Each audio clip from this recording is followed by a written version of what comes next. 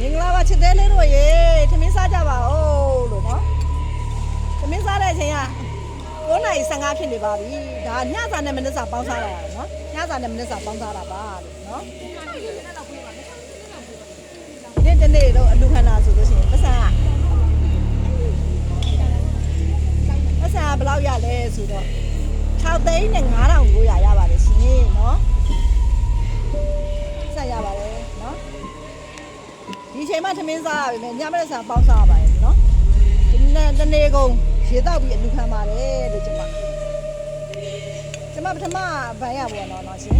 ကျွန်မအလူမခံဘူးလို့ကျွန်မလုပ်နေတာဘာဖြစ်လို့ဆိုတော့မလုပ်နိုင်လို့ပါရှင်ရှင်းပြောကျွန်မအလူမခံဘူးလို့ကျွန်မလုပ်တာဒါပေမဲ့ကျွန်မသူကျင်တဲ့စိတ်ကလိုင်းဝါကြည့်ပြီးတော့နော်ရေဘေးမှာမြင်တွေ့နေရတာမျိုးကိုကျွန်မစိတ်ထဲမှာပေါ့နော်သူကျင်တဲ့စိတ်ကတအားဖြစ်လာပြီးတော့ကျွန်မလူဖို့ကျွန်မလူခန်းပါတယ်ရှင်လူခန်းတာပါကျွန်မချွေးနှဲစာလေးနဲ့ကျွန်မလူခန်းပြီးအပင်ပန်းခံပြီးကျွန်မလူခန်းပါတယ်နော်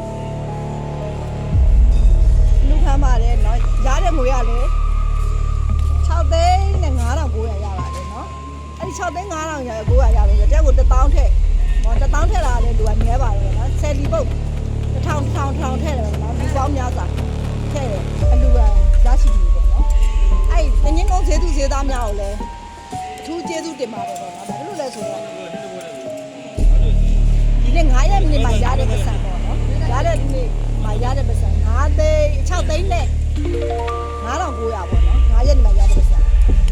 နော်နောက်နေ့ဒီမှာလဲပေါ့နော်ထပ်ပြီးတော့အလူခံမအောင်မယ်လို့နော်2ရက်3ရက်ပေါ့နော်အလူခံပါမယ်ရှင်နော်အလူခံလေးကိုထည့်ပေးကြပါဦးလို့တင်းငုံဈေးသူဈေးသားများအောင်လဲကျမပြောချင်ပါတယ်ရှင်ဟုတ်ကဲ့ပါနော်နောက်ပြီးတော့ line ပေါ်တငယ်ချင်းများလဲလူပေးကြပါဦးလို့နော်ဆိုတော့ပြောပါဒါပေမဲ့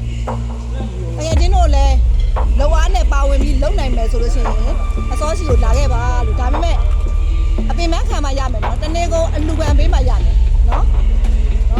လုပ်ပေးနိုင်တဲ့ရှင်လာပြီးဝိုင်းဝန်းပေးပါဦးလို့အစောတယောက်တည်းလူခံနေရတာပါလို့နော်